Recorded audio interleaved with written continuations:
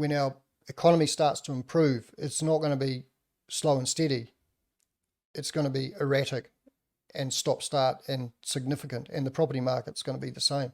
The predictability of rising asset prices over time creates a well-trodden pathway for everyday people to build wealth. The curious thing, though, is that prices, no matter what market we're talking about, don't actually rise in a straight line. It's true with crypto, it's true with shares, and it's definitely true with property. And the more you zoom in, the more volatile things actually look. It becomes even curiouser when you zoom in and you then observe that most markets follow cycles or patterns. The question becomes, are these cycles reliable?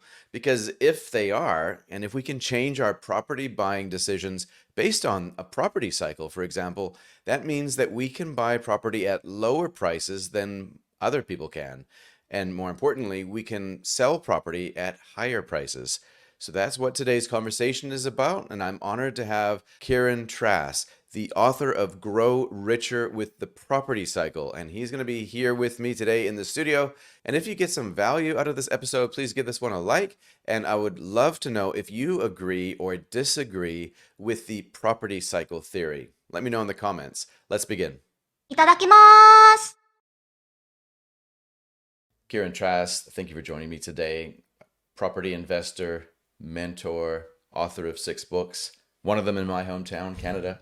So thank you for coming in and having a chat with me today. You're welcome. Cool.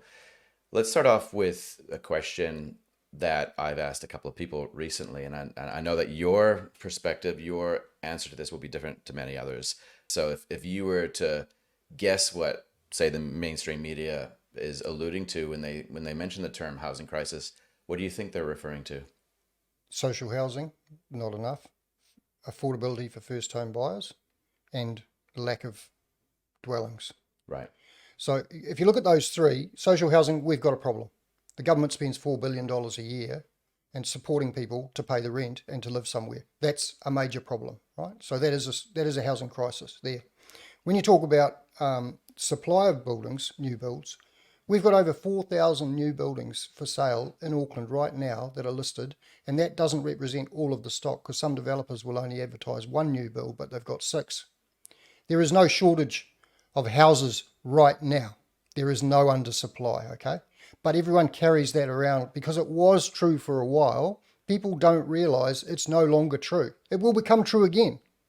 But right now, today, it's wrong to say we have a housing crisis because we don't have enough houses, a housing shortage.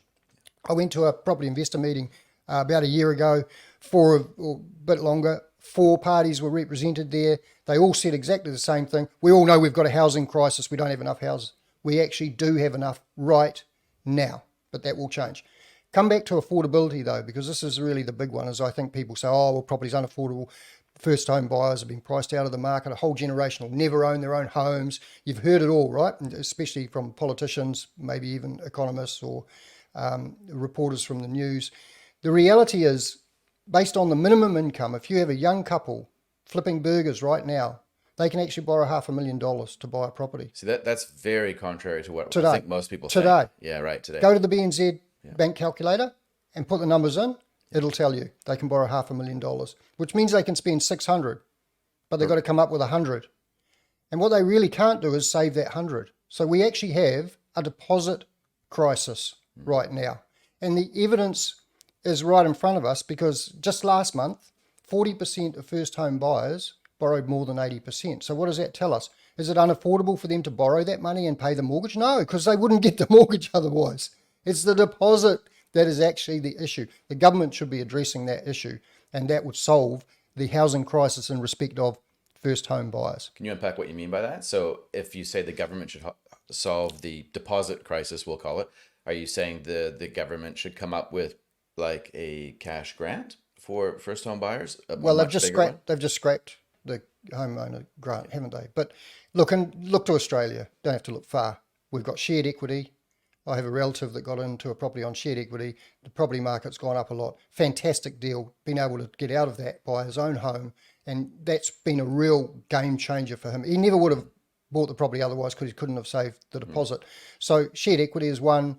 Maybe an interest-free loan. Look, go back in history, back to the 70s, the government, we had a problem back then of people not being able to afford the deposit. So what they did is they gave them a suspensory loan, which was an interest-free loan for 7 years, providing you stayed in the house. You didn't have to pay any interest on that loan. And then after 7 years, your income's gone up, everything's changed, the property's worth more, you can just finance it back through a bank. So that worked a treat in the 70s, got tens of thousands of people took advantage of that.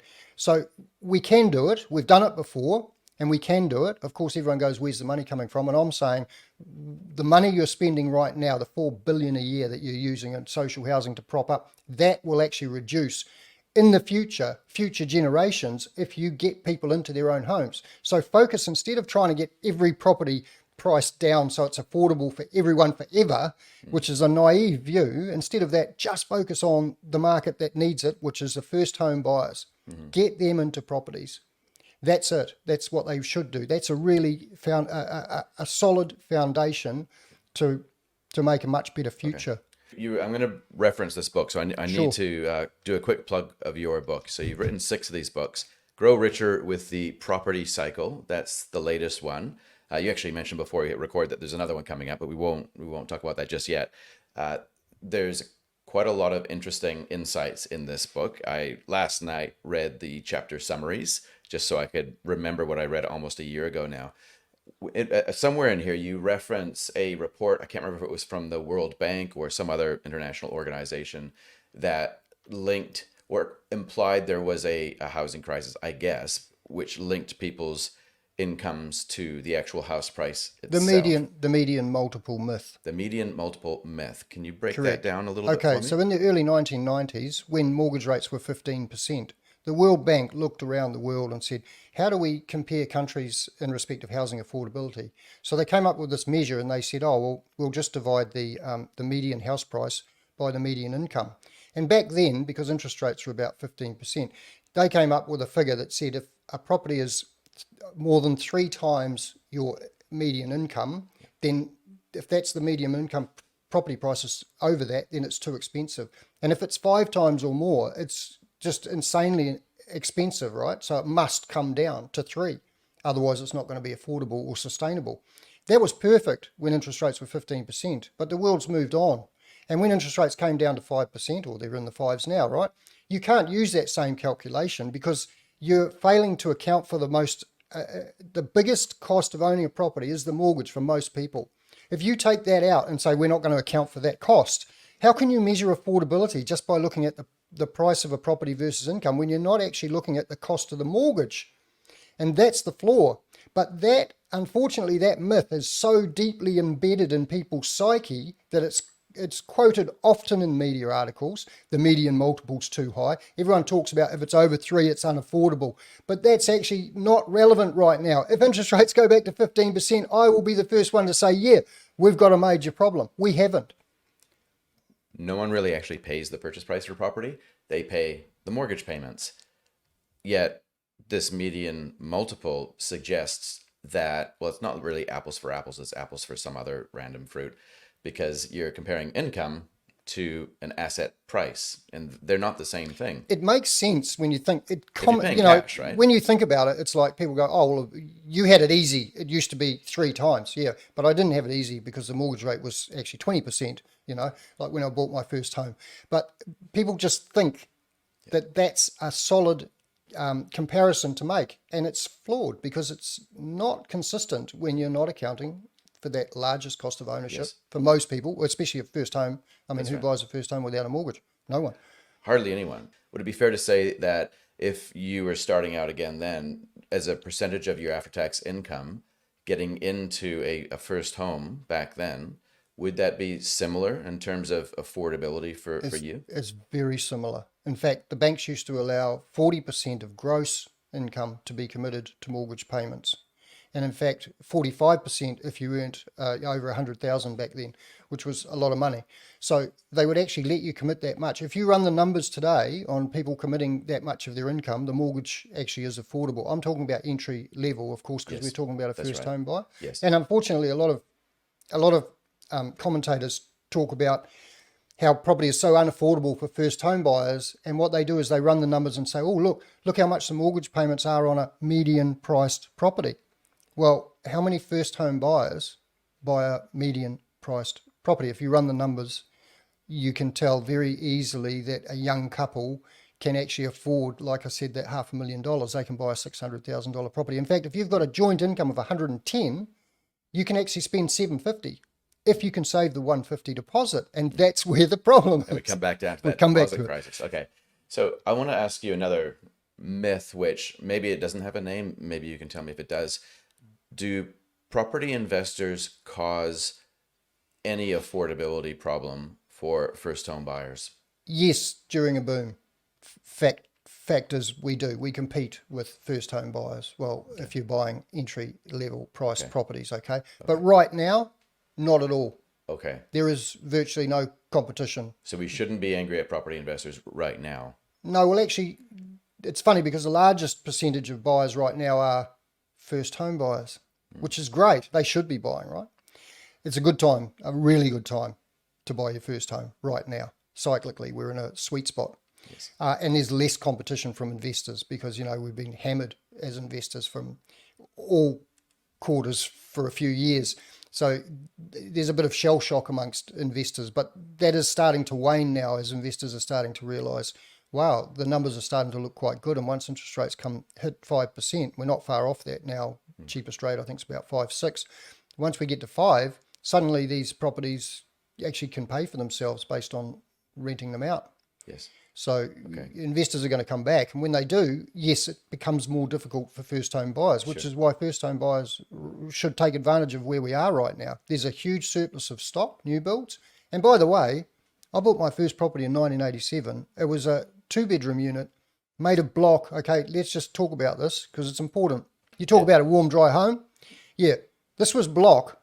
It didn't even have jib board because the block was the insulation. Okay, it was a block building. And it was 2 bedrooms. I had to convert the basement to a bedroom so I could live there and get 2 flatmates. I had to have a full-time job and a part-time job. I had to sell my car, get a push bike and bus to work. No holidays. And I did all of that because I had to borrow most of the deposit as well. So it was no different to where we are today. And I learned, because I was in banking, I learned that if you push your income up and get some short-term loans that you can actually pay back, you can actually pay off that deposit over a short period of time, and then you're away. So, a lot of sacrifice. This is 1987. And then I look at people today who are buying brand new, beautiful properties, like unbelievable luxury, AC and all of that. I look back at what I bought, I'm like, wow, yeah, boomers, we had it. Yeah, we had it so easy, apparently. One of my other questions was it easier back in your day? I guess we've kind of answered that in a few different ways, but I think maybe to a certain extent we become quite addicted to the comforts of today and maybe don't fully appreciate just how good things are today relative to what they were back then. Like I think about what my parents must have had to go through when I was born in the 70s and what that would have been like, because they would have been growing up with insane inflation when I was born. And that would have been tough to get through. That would have been real. That would have been an anxious time. The Vietnam War was It was an going anxious on. time. It was difficult. And so, as it relates to property, the reason why I wanted to reach out, obviously, I read the book and I was aware of you from like almost 20 years ago. But should homeowners or investors actually use that to their advantage to build wealth? Well, let's put it this way: if you knew that there was a boom not so far away, then that might influence your decision to, for example, even upgrade your home. Like I've got clients right now that are selling their home to upgrade. So they're going to double their investment in a home. They've got a $2 million house, they're going to go to a $4 million, right? Why would you do that right now? Well, actually, we're in a cyclical sweet spot because there's not much competition at that higher end in particular. So it's the perfect time to upgrade your home. And guess how many people aren't upgrading their homes right now? A lot. Yeah. Almost fact, everybody I talk to don't want to do this. They want to wait till prices are already away. In fact, that brings us to another point, which is a lot of people say, who drives property prices the most? It's investors, of course, yeah? Everyone says, yeah, right, true. Well, apparently it is, but when you look at the numbers, it's not. And it's not first home buyers either. It's actually upgraders, the people who already own a house. And for example, a few years ago, they were buying 20,000 properties a year. Now they're down to 10,000.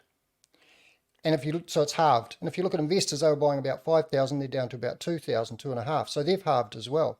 But actually, when you bring those upgraders back into the market, and a lot of them are waiting, they've been waiting for interest rates to come down, right? They've spent more money on their houses, so they're actually worth more. So they've been waiting for that time to come back.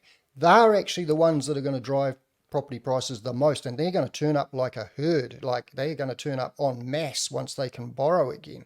And that's not very far away. And once a bit of confidence returns in the economy, it's actually not that far away. So why wouldn't you want to know that as a homeowner? Or would you just rather, upgrade when the property market's booming, you can get more for your property, but now you've got to pay so much more for that other one? So the gap to upgrade right now is actually smaller than it should be. So it's a great time to do that. As a first home buyer, why would you want to listen to me and say, wow, there's a cycle, we're in a sweet spot. If you don't buy in the next year or so, you are really going to regret it in about 3 years' time when you look back and go, oh my gosh, missed opportunity. So it could actually even price you out of the market for several years. That's what happens, right? People don't act.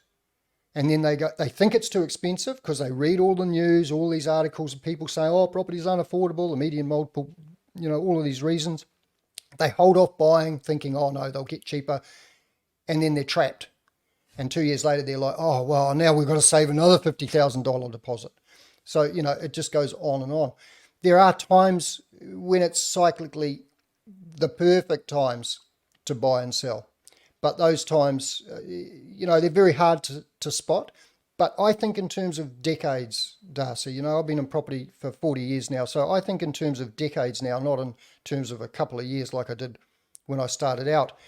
And once you look through that lens of the cycle, you can then see that the little fluctuations that occur along the way that everyone says, oh, for example, I'll give you an example. If property prices are going down, everyone goes, oh, we're in a property slump.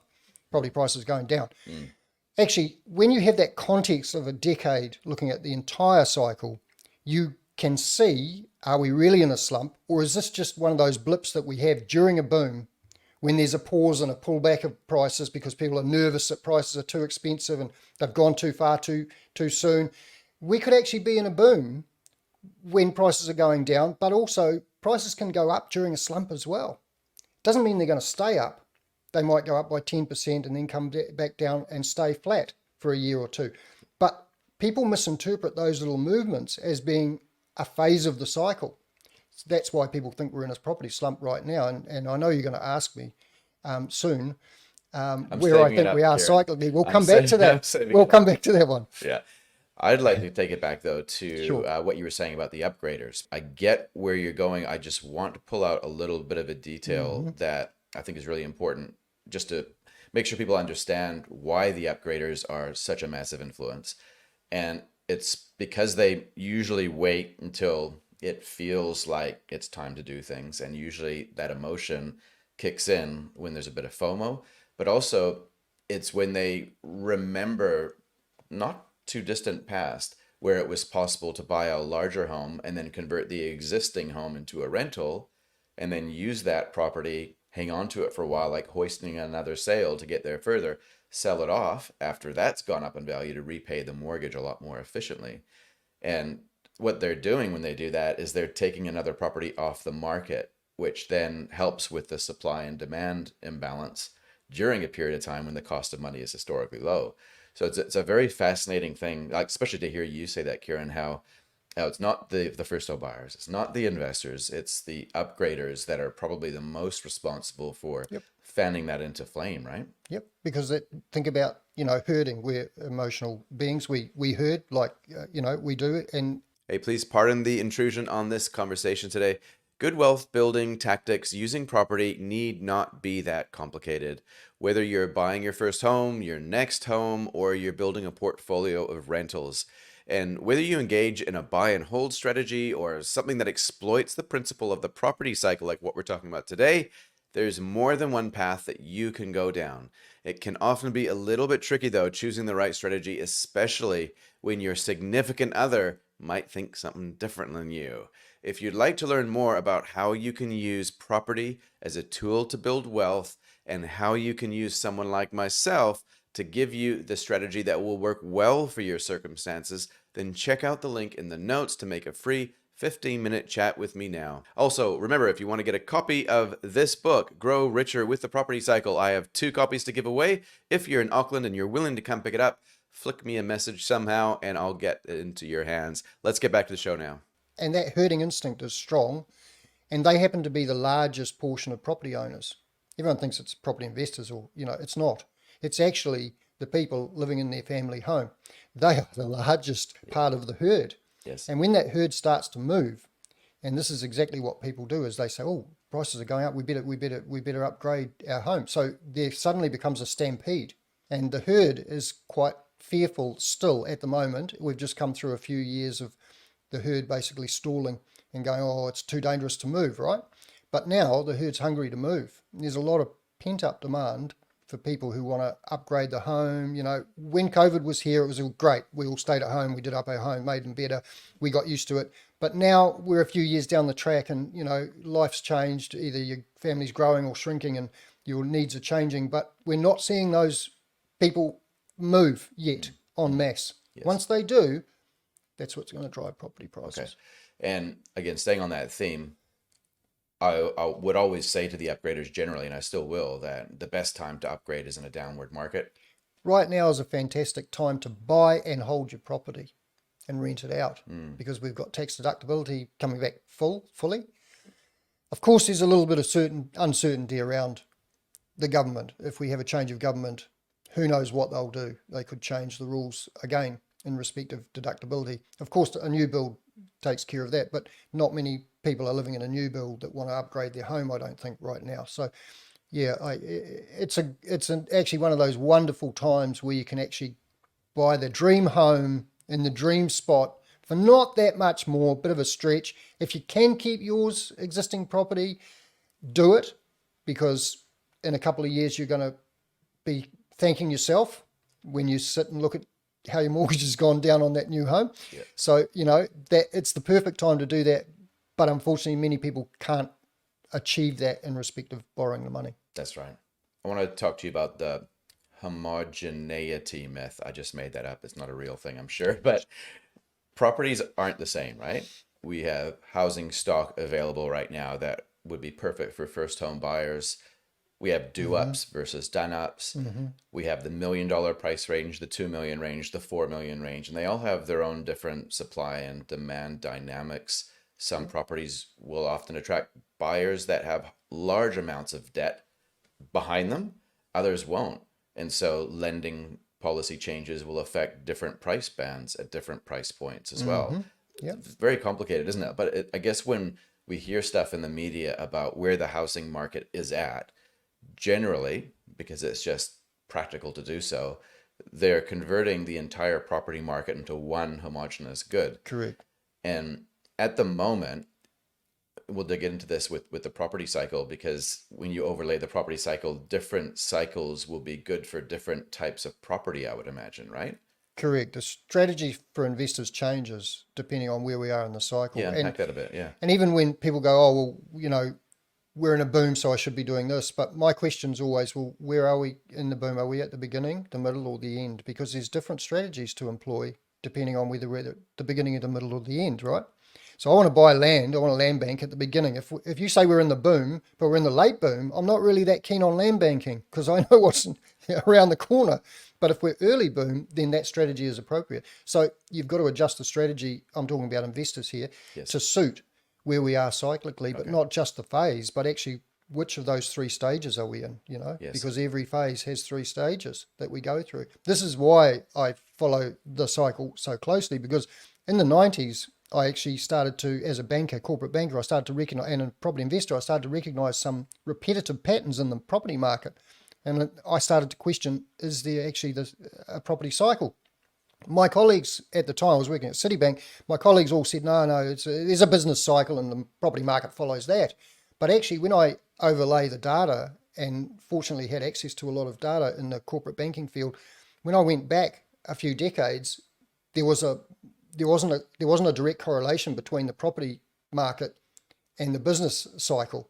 So that's when I started to say, is there a property cycle? And there wasn't, back in those days, the internet was fresh and there wasn't much information globally You had to dig a about little bit the deeper, even right? concept of Right. a property cycle. In fact, the the real wisdom I found was a book that was 60 years old, written in the 1930s, which actually was about 100 years of land values in Chicago by a great man called Homer Hoyt. And that book really opened my eyes, because even at the very end of that book is just incredible analysis. It's a very boring book, but it's got some really real gold in it if you're prepared to sift through it. But at the very end, even he said, I'm not sure if the cycle will continue or it's just a sort of an outcome of an emerging city, because Chicago was like Right. growing. Yeah. But it was fascinating to see that, 70 years later, 60 years later, the same principles still applied in respect of the property cycle, which really It's fascinating. Yeah, it's almost like amazed me. the Fibonacci sequence, right? Or even just how patterns exist no matter what realm you look, and it's bizarre, but patterns are there. So Well, break it down though. What are the distinct phases before we get into the sub phases of each phase? What are the distinct phases of the property cycle? okay, so we have a recovery, which is, I compare it to, the cycle of a day. So the cycle of a day is created by gravitational forces, right? So we all know that that's what turns the earth. So my question is, if we look at the property cycle in respect of it like being like a day, we have a morning where, activity starts to pick up after the long night of quiet, slow activity, starts to pick up, and then in the afternoon, so that's equivalent to the recovery is the morning. Then in the afternoon is the heat of the day. That's like the boom when things are really active, right? And then we enter the nighttime phase, which is the slump, where things start to shut down and everything kind of goes to sleep, like the property market, for example. Yeah. And then again the sun comes up and we have a recovery, and there seems to be a bit more activity, and then suddenly everyone's running around busy, right? So Yes. this is the cycle. It's a natural cycle. Everything in life is cyclical, but people kind of ignore the fact that our psychology is linked to being cyclical as well. And you talk about the Fibonacci sequence, and I've done some analysis based on historic property price movements, and I've found some interesting correlations in respect of you can tell roughly how far a market's going to fall based on how far it's coming and what time frame it's come once you start applying the golden ratio, basically. Okay. Because that's a law of balance, and everything gets out of balance and then comes back into balance and then gets out of balance again. It's just natural cycle. And the frustration I have in respect of the property market is we have governments turning up and going, no, we're going to make it linear. And it's not linear. You can't actually kill the property cycle. No matter how hard you interfere with it, the more you interfere with it, the more extreme it will be when the cycle finally comes back and says, I'm here, I'm taking back control, because you can't take control of me. And it seems to be embedded in our psyche as well. It's really quite fascinating. It is fascinating, isn't it? Yeah. So whenever there's natural rhythms and cycle, and there's good parts to it and bad parts about it, there's going to be one group of people Well, you that call it says, good and bad.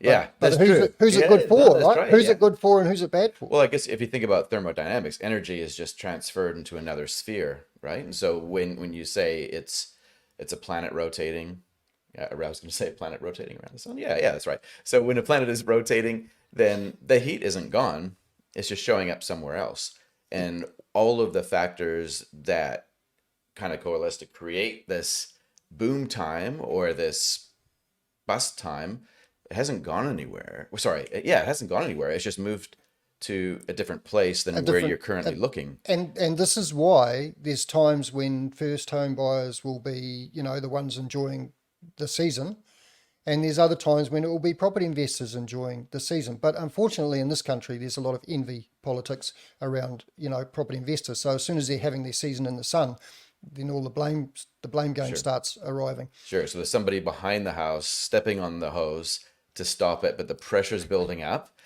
because you can't fight the laws of nature. And It's a you just universal law. exacerbate it. These are universal laws that we have politicians saying, I'm going to change this. That's why I see people interfering with the cycle, and I see the distortions that creates, and I'm like, yeah, but you can't kill the cycle. And they're like, no, we're going to get prices, on this nice level, slow growth equal to inflation and income growth over a long period of time. And I'm like, yeah, no, sorry, that doesn't work in nature. Right. So with the previous cycle, we had things like the triple CFA, the removal of tax deductibility, we had high interest rates, we had a lot of new legislation that was imposed on property investors to make properties nicer. And some of these things are important, right? But there was a clear attempt, and they made it quite explicit. There was a clear attempt to bring property prices down. They were successful. And my question to you For a is time. kind of like leading on to what you were just saying.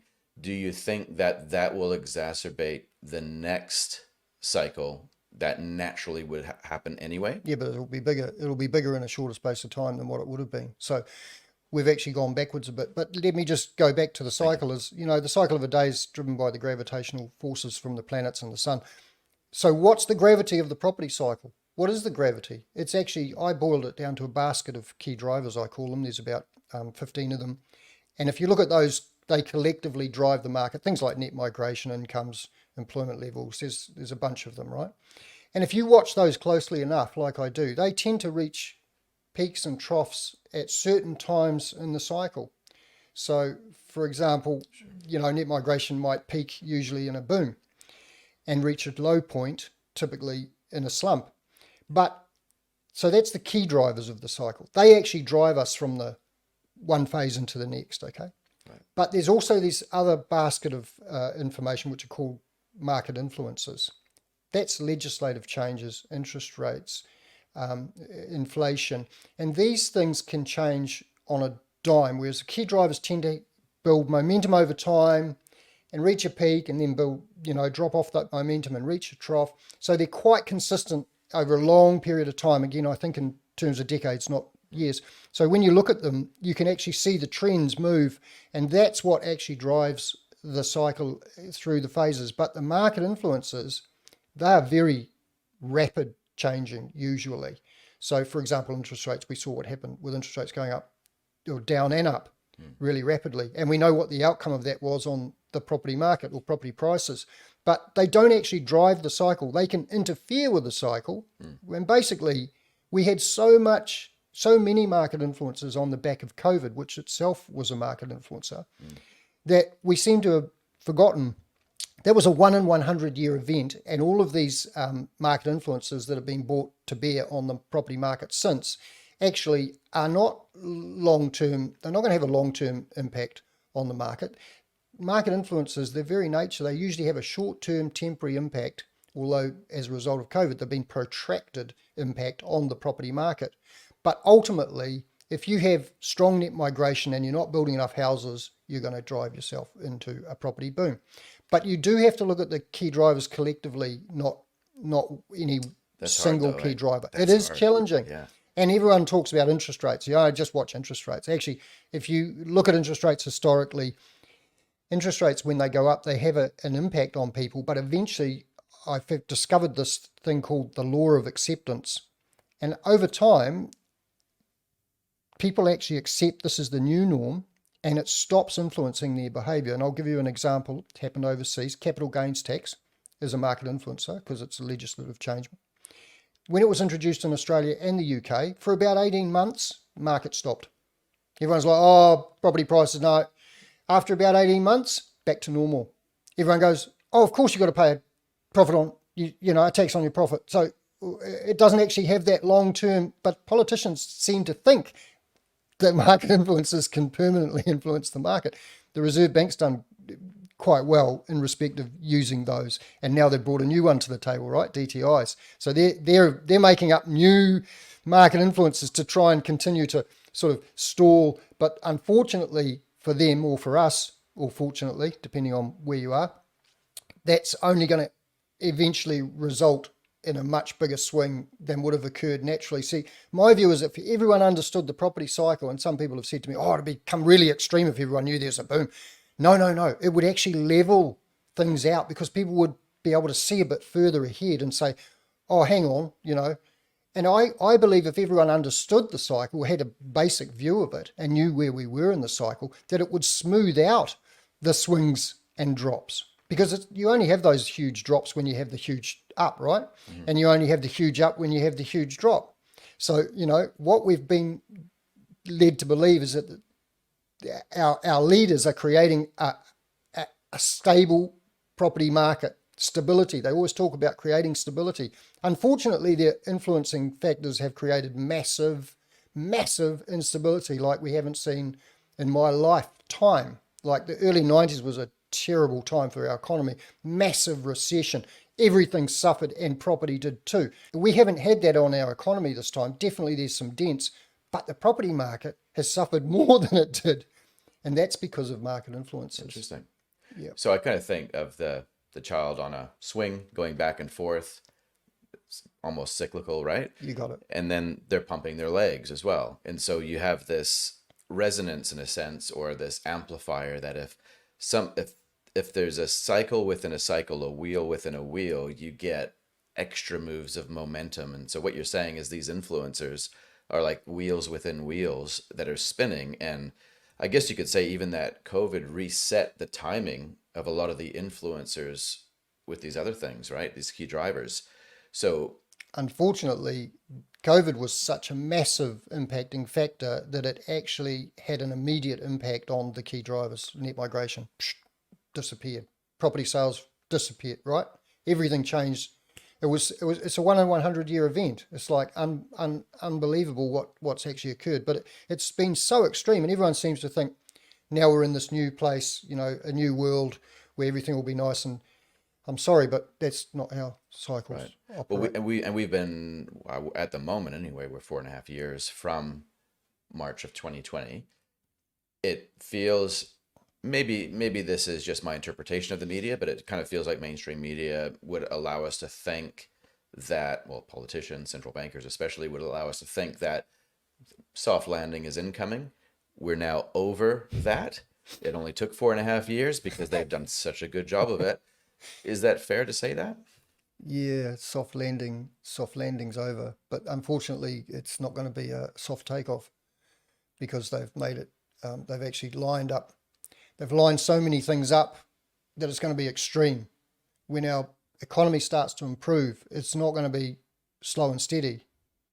It's going to be erratic and stop-start and significant, and the property market's going to be the same. Interesting. Yeah, I mean, we're told we will never have double-digit house price growth in a year again.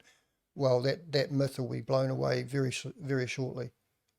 That's interesting. Okay, so you're predicting more volatility ahead. More volatility because, it's like normally a market influencer is a pebble in a pond. So it has ripples and they ripple out pretty quickly. But COVID was a meteorite arrived in the pond, right? So it's still, we're still feeling the waves, the ripple effect, and people don't understand it. They think this is the new norm, but it's not. We're still suffering the ripples, and there's more to come. Yes. Because it's not over yet. Okay. Wow. Okay. Going back to the cycle, recovery, boom, bust, Slump. slump. Sorry. So within each of those three distinct phases, there are sub phases. Do you want to break that down? Three stages. 3 stages. Sorry.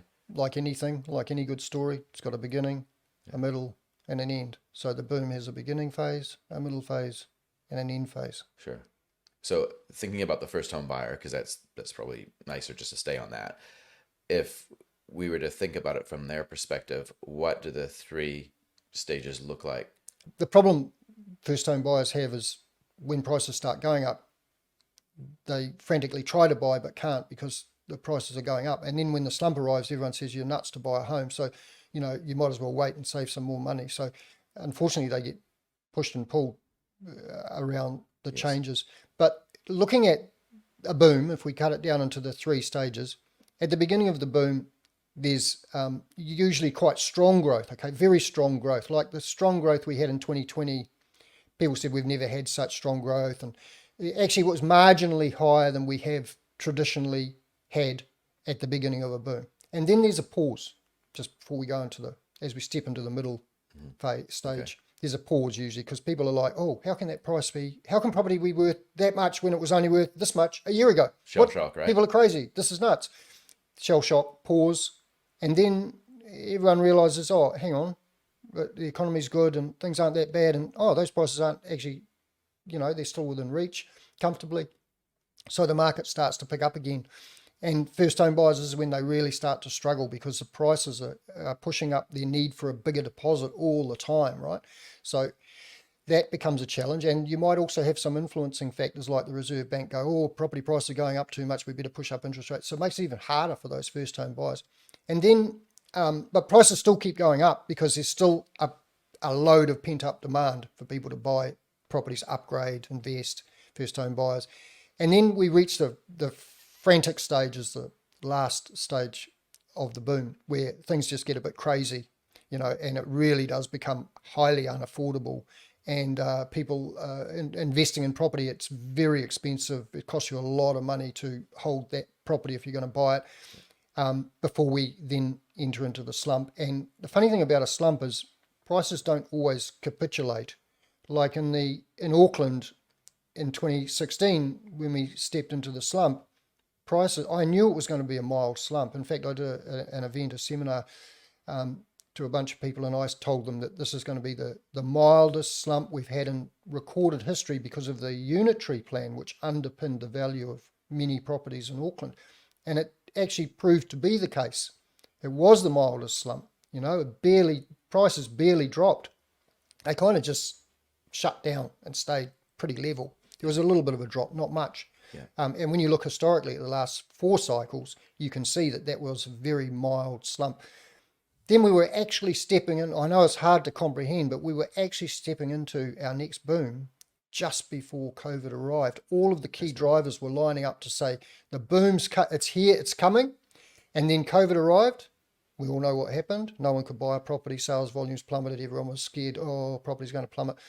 And then we had the turnaround when interest rates plummeted by the Reserve Bank, and suddenly a boom in prices, which we would have had anyway, but it was a little more extreme because interest rates were pushed to such an extreme level. And that only lasted about a year. And then everything changed again because prices were up. And then we know what happened. Mortgage rates got pushed up. And then people think we were pushed into a slump. It's hard to comprehend, I know, but we have not been in a slump in the last 3 years. We've been stalled at the early boom, which is where we still are in respect of the cycle. We're actually stalled, but we're just starting to move again. So the boom is about to recommence. People are going to go, there's a boom. It's about to recommence. But if you don't understand market influences and key drivers, it's hard to get your head around the fact that the cycle could actually be stalled. But that's what market influences can do. They can also accelerate the cycle. So if we're in a slump and interest rates are plummeted, they can push us through the slump quicker. And then the key drivers start lining up, and then we enter a boom. I know it's hard to comprehend, but because I've been looking through this lens of the cycle for 40 years, I'm like, it's like night and day. It's so you've kind of answered the ultimate question, which is where we are in the cycle. So what you're saying is we are in an interrupted early boom. Early boom. Many people think we're in the recovery or about to step into the boom. Yeah, that's what I've naturally thought. Well, we are in it. And if you think about it, prices are up from where they were in 2020, as they should be, but they're actually not up by that much. And then if you deduct inflation, real house prices are a lot cheaper today than they were 4 years ago, funnily enough. Yeah. But the dollar price is higher. And this is where people get confused because they just look at the dollar price. Yeah. And they don't understand that. Yeah. Also, the unitary plan, we would be remiss not to talk about that a little bit. Sure. Because that was actually a market influencer, but it has a long impact because what it did is multiply the value of land in Auckland. And a lot of people got confused because they looked at a house in 2016, take a property out West Auckland, we could build 2 houses on it, and it was 700,000. So if you just look at the raw land value, it was 350 per site, right? Today, that same property is worth 1.2, 1.3, which is, people go, it's insane. It shouldn't be worth that much more compared to what it was. It's the same property, but actually now I can put 6 dwellings on it. So the site cost per raw land site is actually cheaper today. It's 200. It's nearly half the price it was in 2016. So actually, property's a lot cheaper today. Land is a lot cheaper today than it was before. The unitary plan had a double impact. It increased the value of properties that you could develop by a massive margin, but it also reduced the cost per site of land to build on. So it was a wonderful thing. But people don't understand that. They go, how can that house be worth 1.3 million when it was only 700, even 5 years ago? So this is where the confusion Right. comes from. Yeah. So there's a lot of things I think that can confuse people, right? Like, what does this key driver actually mean? That kind of takes a little while to unravel that. What do you think though about the time that we are in these distinct phases? Like you said before, the recovery is generally pretty short, maybe a couple of years. The boom time, It's elastic because it depends on how quick and how far prices go. They're not going to go through the roof and stay going through the roof for years on end. Okay, they have a time frame. If you go back to the cycle in the early 2000s, the boom started in 2002. That's the one I made my name by calling it before it actually arrived. In 2004, it stalled, and people were like, "Oh, prices are going to come down." Some people were saying prices are going to drop 20% or whatever. And I was looking at my research and telling my clients at the time, no, it's good. It's going to continue. The boom isn't over. And it stalled for about just over a year. And I started questioning after at the end of that 2004. I'm like, maybe I've just got this wrong, like maybe it's just throw it out and start again. But sure enough, prices came back in 2005. They went up 30% in the next 2 years. So that was the rest of the boom. So that boom got protracted. Why? Because there was a lot of media early in 2004 that the property prices had come too far too soon. It was crazy, insane prices. How could anyone pay that much? It's unsustainable. So that was just that emotional attachment to the dollar figure that caused a bit of a protraction of that cycle, which was great for us as investors because it gave us a window of opportunity within a boom, like we've got right now today. Actually, same thing, yeah, similar. no, I know what you mean because I remember some of the stuff that you were putting out back then, early 2000s. That's when I got started in this industry, and I remember that, and I do remember the media and the economists. I kind of almost put them Yeah, in the same yeah, category because they were saying some pretty yeah. negative things around that time, and it was amazing just to see how that influenced people in the market that I was working in, still work in, which is probably medium to higher net worth individuals, a little bit more savvy, but very influenced by these, I This is guess, the herd yeah, being herded by cats yeah, in totally, over here, right? yeah, Even though,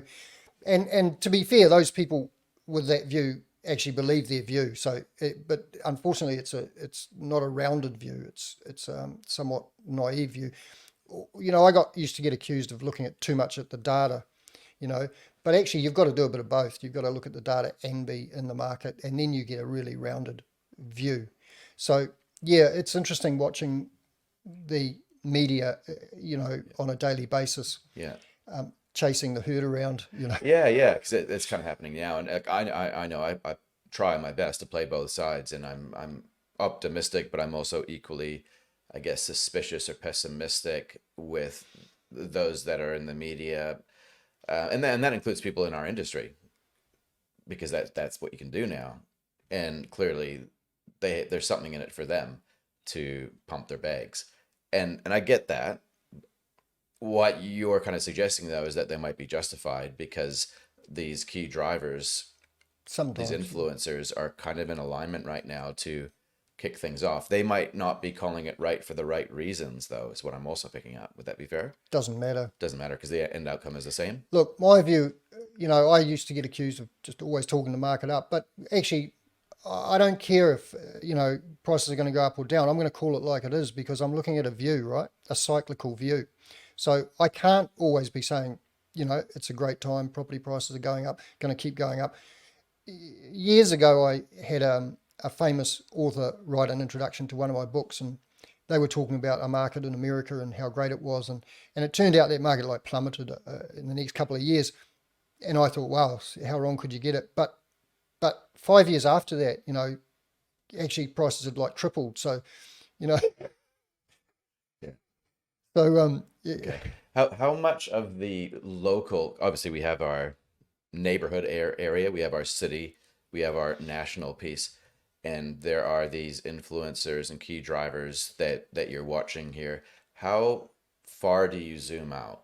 Because I start on the outside and I come back in, I'm looking but at, you can kind of go both ways. I'm looking at 4 cycles, You're looking at 4 cycles, 40 years. 40 years, yeah. And then I'm looking at where we are now in relation to what's happened in previous cycles based on similar things. Everyone goes, oh, it's completely different now. But actually, no, it isn't. You know, it rhymes. It rhymes with the past. The 10, elements 10 look a years, bit more or different. less, is what you're saying? About 10. It's not exactly a 10-year cycle. You know, there's points in time when you can argue it's been a 15-year cycle, and then 2 years later you can argue it's been an 8-year cycle because of what happened 10 years ago or 8 years ago.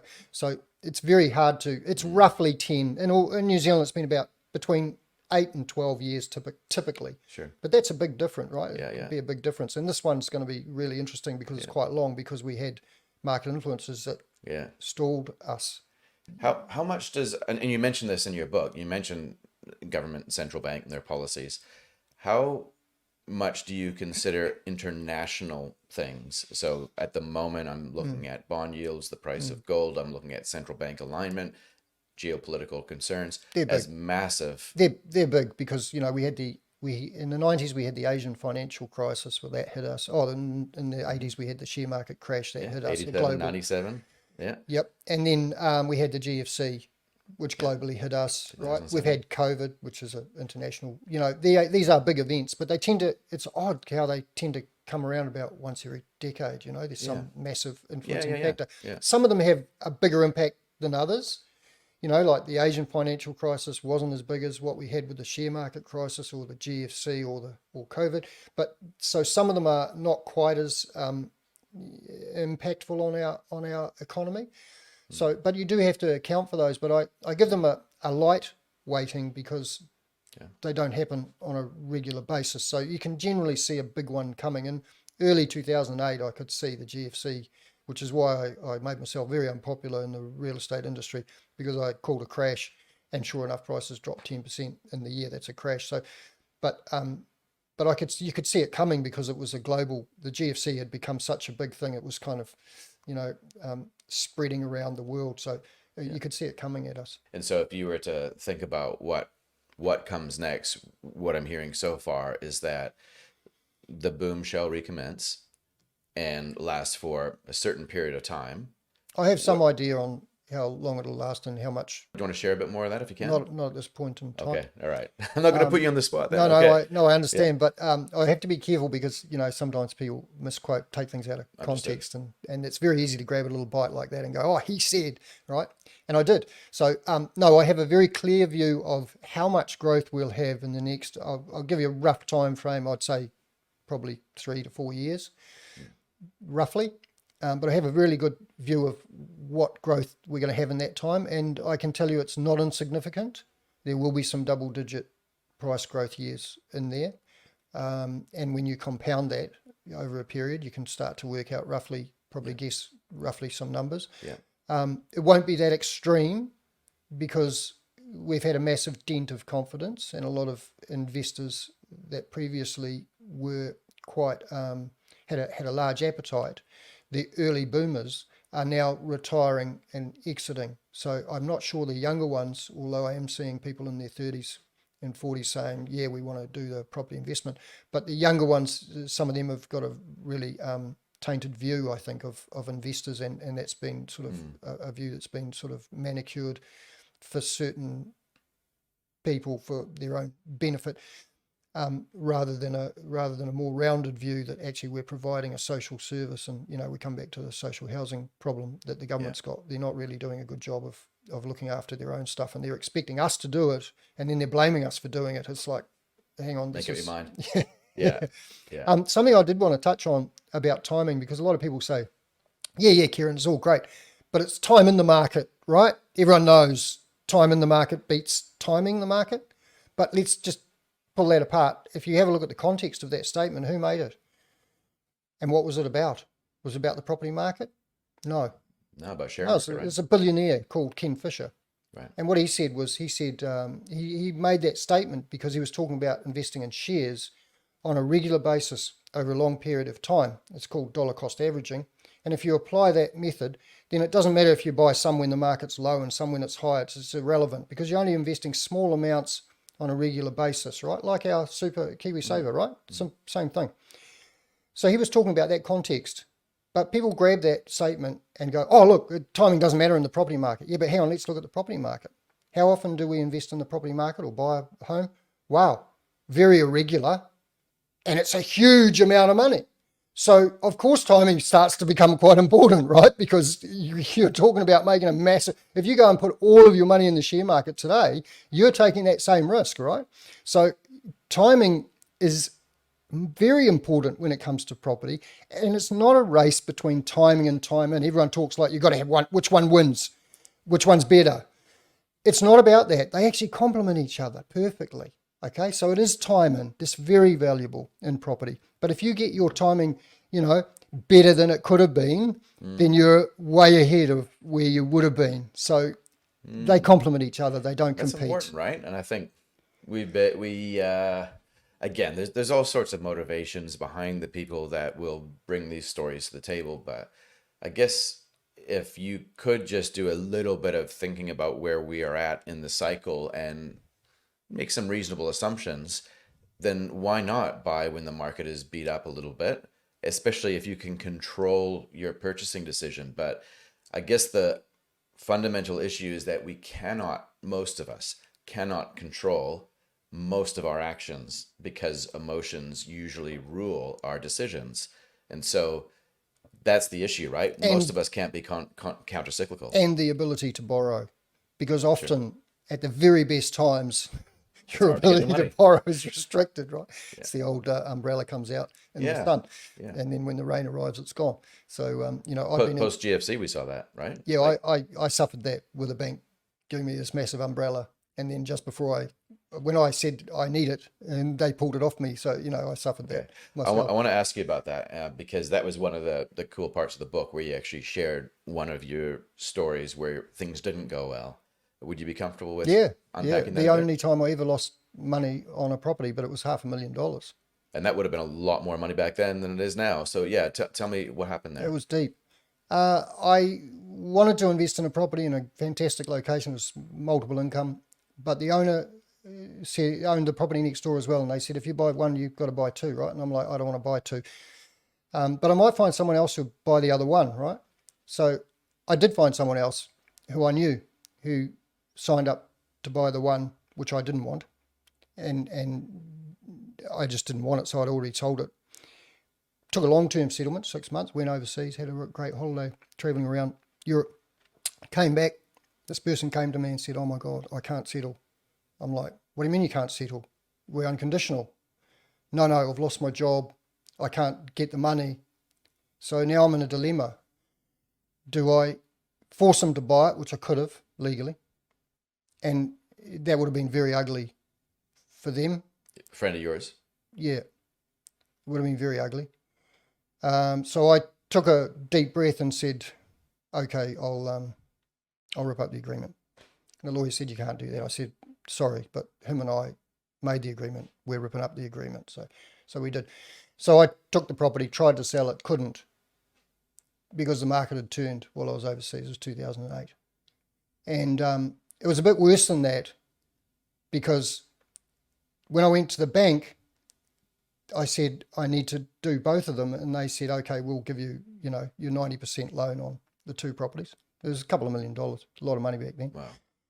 And then 7 days before settlement, think about this, 7 days before settlement, this is a major trading bank, said, sorry, Kieran, we can't fund these properties. I said, pardon? I said, I'm settling next week. They said, no, we can't fund it. I said, well, you've really put me in a bind now, because what am I supposed to do? Because I can't get the money from anywhere else now. Everyone's shut down. They're lending. They said, oh, well, reluctantly they did one at 80%. So then I had to go to a second tier lender to get another 80%. So I had to find, in 7 days, I had to find $100,000 cash, which I scratched up, borrowed it.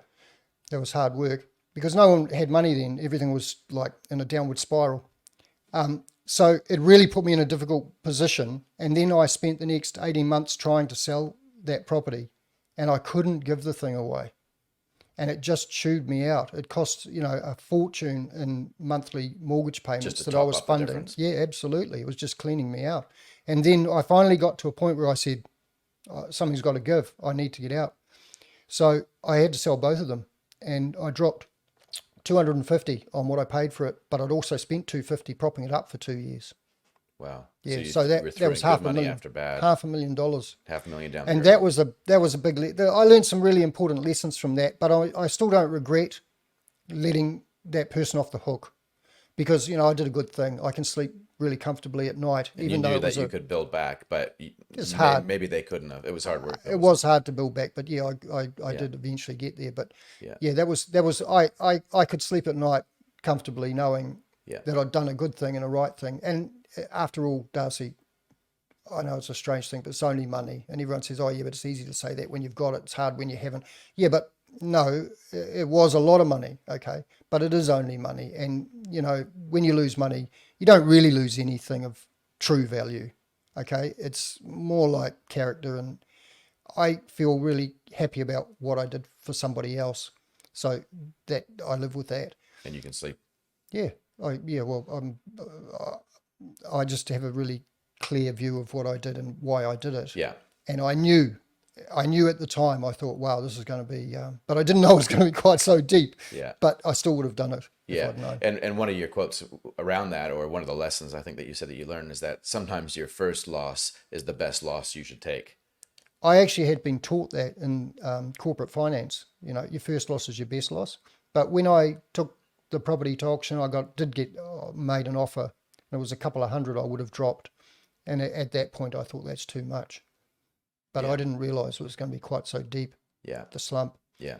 Yeah. You just highlight something else there, right? Is that cycles within cycles, wheels within wheels, right? You have a lending cycle.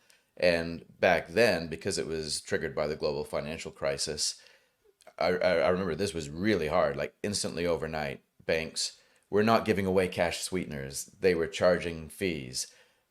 Loan to valuation ratios were dropping, not because of what the Reserve Bank was necessarily doing, but because bankers were just being bankers. They were exercising their discretion like By the way, they by should. the way, if that bank had honoured the agreement that they'd made me in writing, I wouldn't have had to sell either property, because I could have actually floated through. Which is another thing I think that people don't realize, is that even written approvals Can get cancelled the day of settlement. The bank has all the rights, and that was just really, really frustrating to be in that position. I'm not the only one who suffered like that, but No, the I know banks, of a few. there's a lot Yeah. to be answered for. I think there. It's a bit harder for them to do that these days, I think, because there's a lot more regulation, and the banking ombudsman's a lot more, I think, sympathetic after COVID, right, to borrowers. But back then it was just cut and thrust. Yes. You're out the door, and Yeah. too bad. But that is one of the differences now, is that generally speaking, credit is still available. And so really, if interest rates drop, it's game on. And I kind of, like, I look at this from a slightly different perspective, I guess, when I just think about it from an economic and credit thing. You merge those two things together. It feels like in New Zealand, right or wrong, property is the conduit by which new credit creation comes into existence. And it has to function, because new credit creation is effectively what underpins a lot. It's the grease, right? If that stops happening, things seize up. People talk about the New Zealand economy being, a property market, a Ponzi property market, and it's like it's such a wrong view, because look, if I want to borrow money for my business and I go to the bank, do you know what they say? What property have you got for us? They're not interested in lending me against my intellectual property or my assets of a business. They don't care about that. They're like, well, it's worthless to us. Where's your property? And then we'll give you a business loan. So the whole structure is based on that. So you can't say, it's a Ponzi scheme for property, because you have to have property to be able to borrow money from a bank. Look at how much they actually lend on mortgages versus anything else. And it's a stark difference. And that's because they argue, well, that's where our risk is minimized. So we can lend against buildings. Yeah. Because it's a lower risk, right? And we all know why it's a lower risk. People have to live somewhere, right? But assets of a business can be thrown away. They're worthless overnight. But a property, someone can actually occupy it and live in it, and we all have to live somewhere. That's right. In the early 90s, when we had that deep recession, I was in a bank, and a lot of businesses went under, and I saw businesses move out of their big business premise when the lease expired and into a post office box. Now, I've never met anyone who moved out of their home and to live in a post office box, and that's the difference. People have to live somewhere. That's why residential real estate is such a great investment, because it's so secure, right? Yeah, the value might plop around a bit, but it's still got that inherent value that someone has to actually occupy, and that's one of our basic human needs. Yeah. Every financial system has a base layer. Here it's property. That's right. You can throw away the lemonade stand, but you're not going to, move out of your home. So, of course, you're going to have to give up that, put some skin in the game. Awesome. So as we come in for a landing here, we've talked about the upgraders, how now is probably a really good time to upgrade in a downward market. We've talked about first home buyers, dispelled that myth that it is unaffordable. What about property investors? What could we say to property investors from a cyclical point of view, and kind of allude to maybe a bit of a strategy here that one might use? For a newbie investor, I would say you've got a choice of buy a new build. If you want something that's hands off, low maintenance, forget about it, put your money on the table, let it work for you.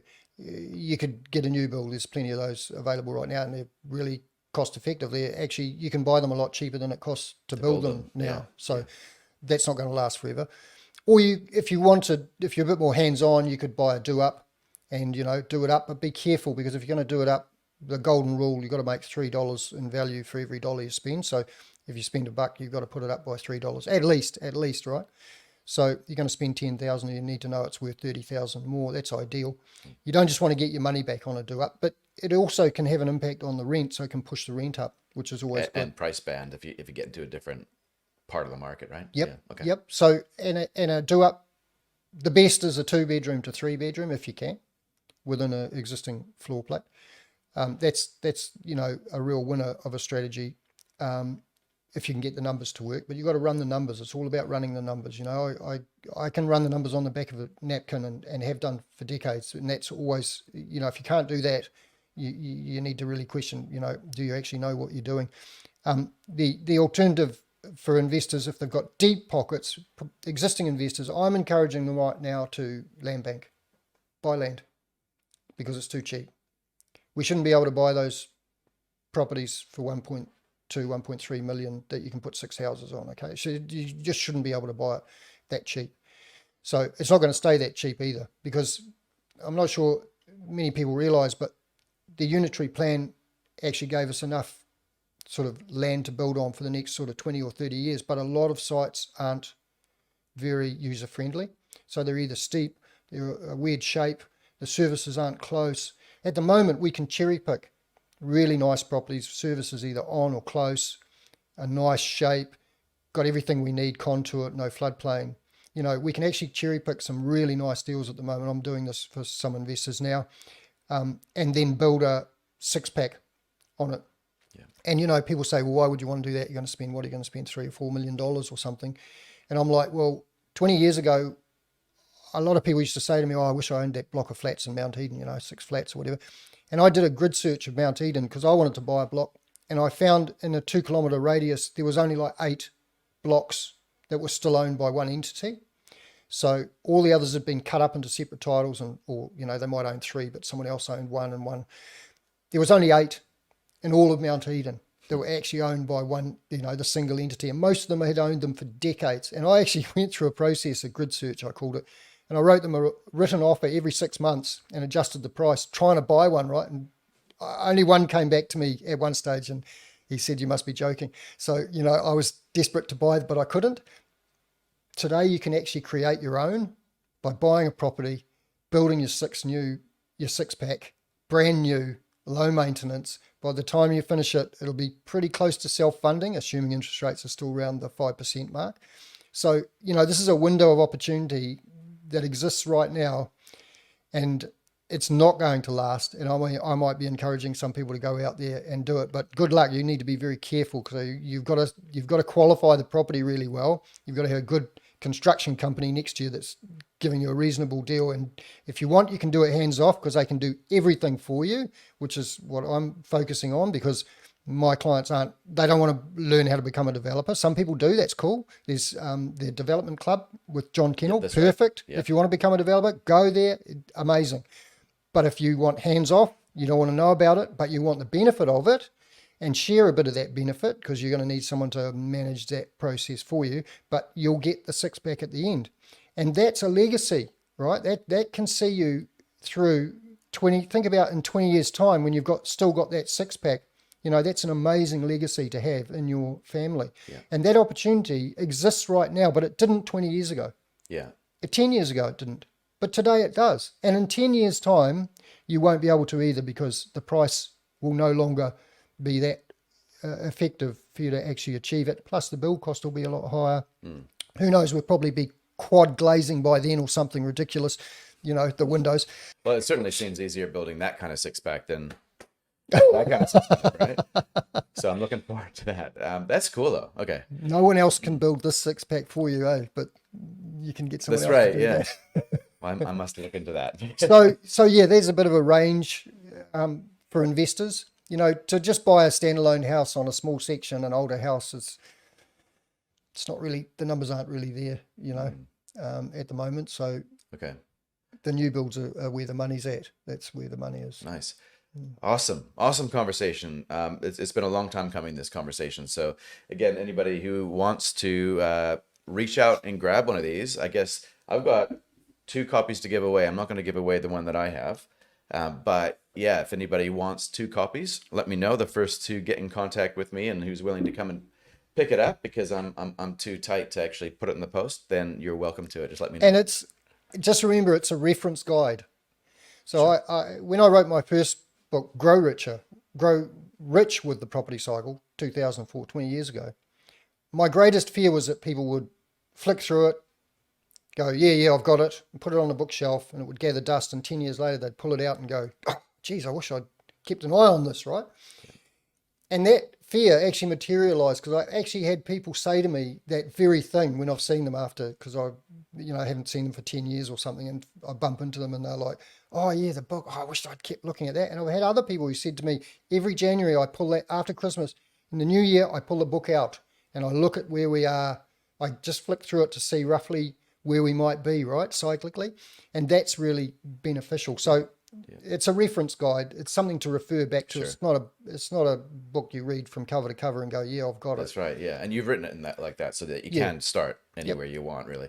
Where can people go to find it, to buy one? Whitcoulls. So it's in Whitcoulls. And it's online, Whitcoulls online. Okay. Do you have a website as well that you can refer people to? I've got my own website, tellmethetime.co.nz. And that's for people that want to engage with you on more of a mentor level? Yeah. Okay. You can see there roughly what I'm about and what I do. That's good. And follow you on LinkedIn as well. I don't sell the books though online. Yeah, you can follow me on LinkedIn. That's my social media profile. I have a lot of followers there, and I put out, actually people keep telling me, they love the bits of information I put out, because I don't parrot.